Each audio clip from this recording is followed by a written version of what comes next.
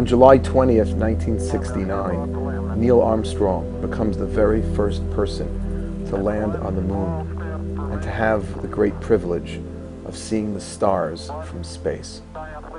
In this week's Torah reading, Abraham is also looking up at the stars. God turns to Abraham when he asks him about having children. How can it be that I will one day become a great nation? My descendants will be this great nation you speak of, O God.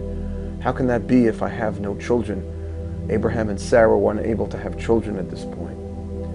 And in response, God takes Abraham outside of his tent and he tells him to look up at the sky and to count the many stars.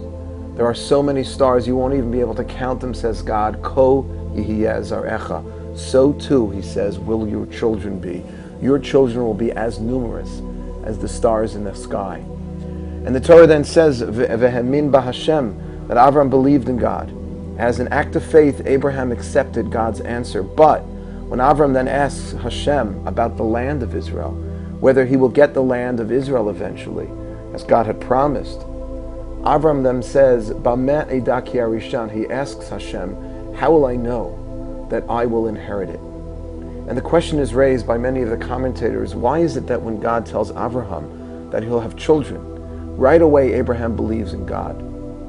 He accepts it as a matter of faith. But when it comes to the land of Israel, Abraham seeks assurances and he wants some proof. There are many different answers to this question, but I want to share you one thing I heard from a teacher of mine in the name of a great Hasidic master, Rav Elimelech of Lizhinsk.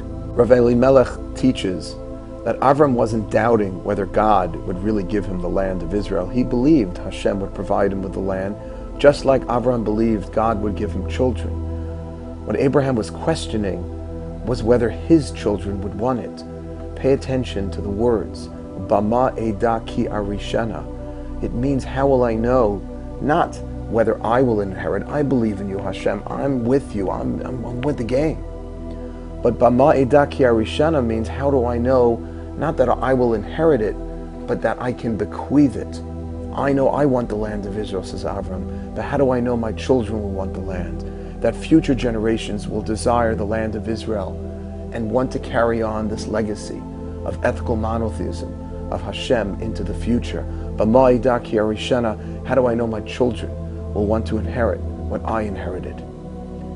And this is a really fundamental question. How does any parent, how does any human being know that their children will one day follow in their footsteps? How do we know that we will leave this world with a greater legacy than we came to it? And I think being a good, honest, and hardworking person is one of the most valuable, important things in life. But how do I know that my children, when they are grown, will one day feel the same? I know it's important to maintain my Jewish identity, but how do I know my kids will feel the same way? And I believe that the answer is very simple and very clear. It all depends on how we develop ourselves. By developing ourselves into those types of individuals that are hardworking or that have the right Jewish values, that care about our identity, our children will do the same. One thing I've learned as a parent, and that is I can never preach one thing and do another. Kids will not cut you any kind of slack. They ignore everything you say, but pay lots of attention to what you do. And if we want our children to value anything, then we have to become that which we want them to be. And sometimes we think we have to wait until one day we have spouse, children, and a home. But we need to start now developing ourselves into those types of individuals, because who we really are is what our children will see and want to become themselves.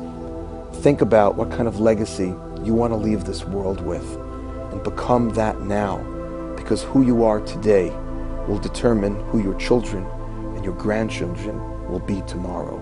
Shabbat Shalom.